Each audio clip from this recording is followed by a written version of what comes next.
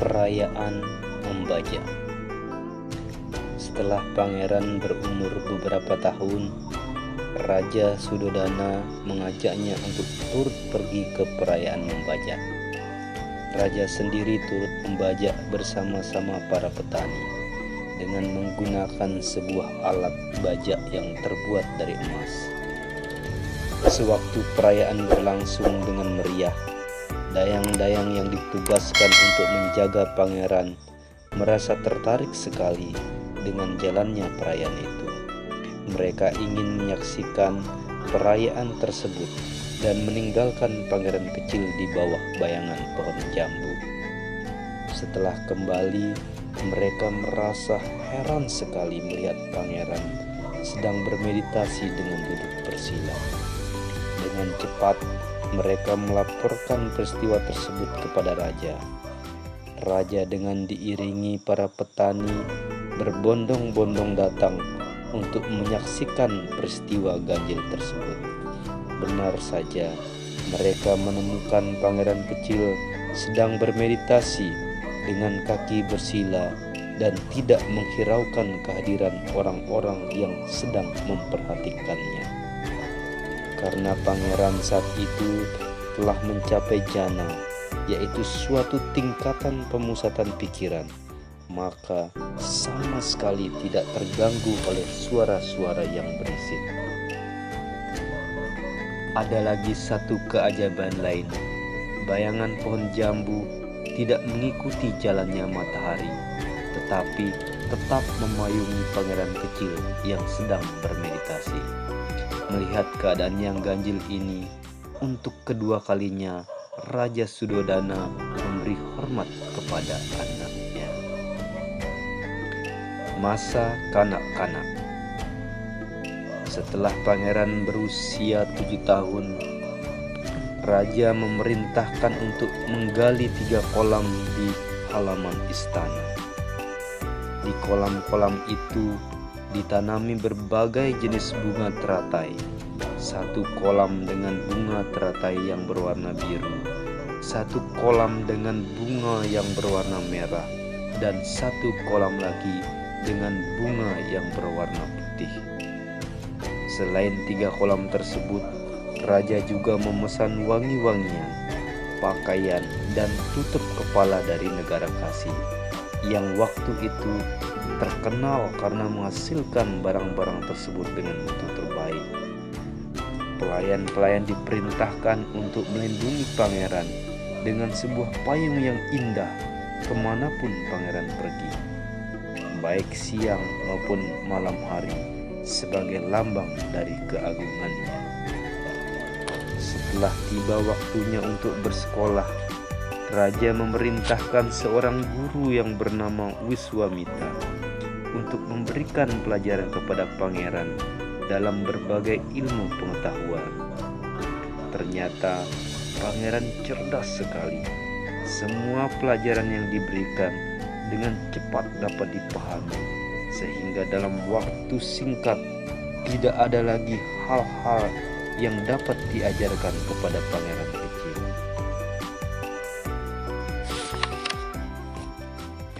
Sejak kanak-kanak, pangeran terkenal sebagai anak yang penuh kasih sayang terhadap sesama makhluk hidup, seperti terlihat dari kisah di bawah. Pada suatu hari, pangeran sedang berjalan-jalan di taman dengan saudara sepupunya, Dewadatta, yang waktu itu membawa busur dan anak panah. Dewadatta melihat serombongan belibis hutan terbang di atas mereka. Dengan cekatan, Dewadatta membidikkan panahnya dan berhasil menembak jatuh seekor belibis. Pangeran dan Dewadatta berlari-lari ke tempat belibis itu jatuh. Pangeran tiba lebih dahulu dan memeluk belibis itu yang ternyata masih hidup. Pangeran dengan hati-hati dan penuh kasih sayang mencabut panah dari sayap belibis tersebut, kemudian meremas-remas beberapa lembar daun hutan dan dipakaikan sebagai obat untuk menutup luka bekas kena panah. Dewadatta minta agar Belibis tersebut diserahkan kepadanya, karena ia yang menembaknya jatuh. Namun pangeran tidak memberinya dan mengatakan, "Tidak, Belibis ini tidak akan aku serahkan kepadamu. Kalau ia mati, maka ia benar adalah milikmu. Tetapi sekarang ia tidak mati dan ternyata masih hidup. Karena aku yang menolongnya, maka ia adalah milikku." Dewa Data tetap menuntut, dan pangeran tetap pada pendiriannya dan tidak mau menyerahkannya.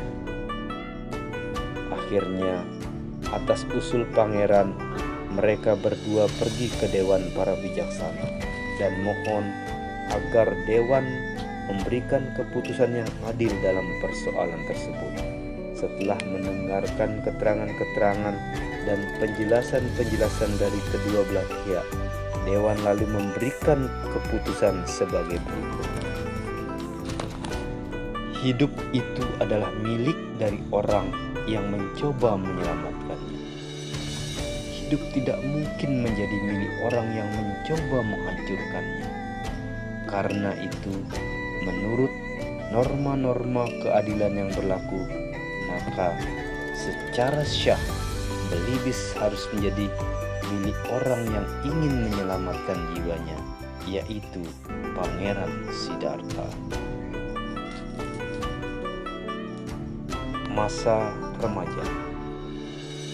Sewaktu pangeran meningkat usianya menjadi 16 tahun, raja memerintahkan untuk membuat 3 buah istana yang besar dan indah. Satu istana untuk musim dingin yang disebut dengan Rama, satu istana untuk musim panas yang disebut dengan Surama, dan satu istana untuk musim hujan yang disebut dengan Subha. Kemudian raja mengirim undangan kepada para orang tua yang mempunyai anak gadis untuk mengirimkan anak gadisnya ke pesta, di mana pangeran akan memilih seorang gadis untuk dijadikan istrinya. Namun para orang tua tersebut ternyata tidak mengacuhkannya. Mereka mengatakan bahwa pangeran tidak paham kesenian dan ilmu peperangan. Maka bagaimana kelak ia dapat memelihara dan melindungi istrinya? Ketika hal ini diberitahukan kepada pangeran, maka pangeran mohon kepada raja agar segera mengadakan satu sayembara di mana berbagai ilmu peperangan dipertandingkan. Dalam sayembara itu, pangeran bertanding melawan pangeran-pangeran lain yang datang dari segenap penjuru negara Sakya.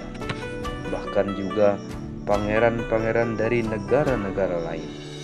Semua pertandingan seperti naik kuda, menjinakkan kuda liar, menggunakan pedang, dan memanah ternyata dimenangkan oleh pangeran. Khusus dalam hal memanah, pangeran tidak ada tandingannya.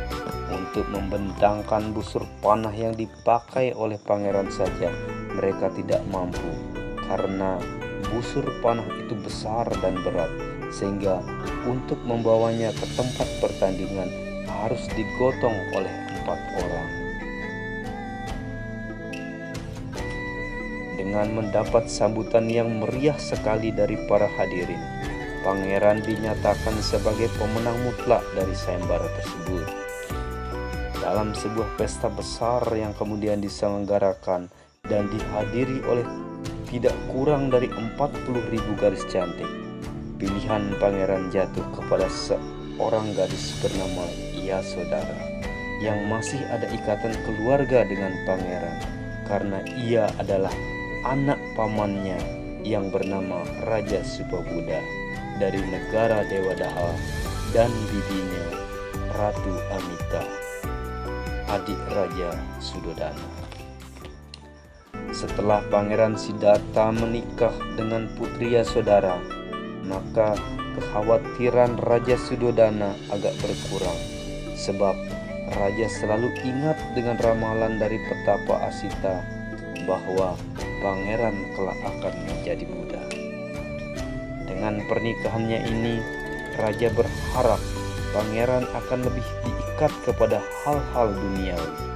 Sekarang tinggal menjaga supaya pangeran jangan melihat 4 peristiwa tentang kehidupan, yaitu orang tua, orang sakit, orang mati, dan pertapa suci. Karena itu, raja memerintahkan pengawal-pengawalnya agar pangeran dijaga jangan sampai melihat 4 hal tersebut. Apabila ada dayangnya yang sakit, maka dayang itu segera disingkirkan.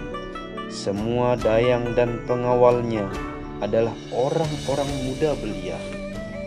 Selanjutnya, raja memerintahkan untuk membuat tembok tinggi mengelilingi istana dan kebun dengan pintu-pintu yang kokoh dan kuat, serta dijaga siang dan malam oleh orang-orang kepercayaan raja.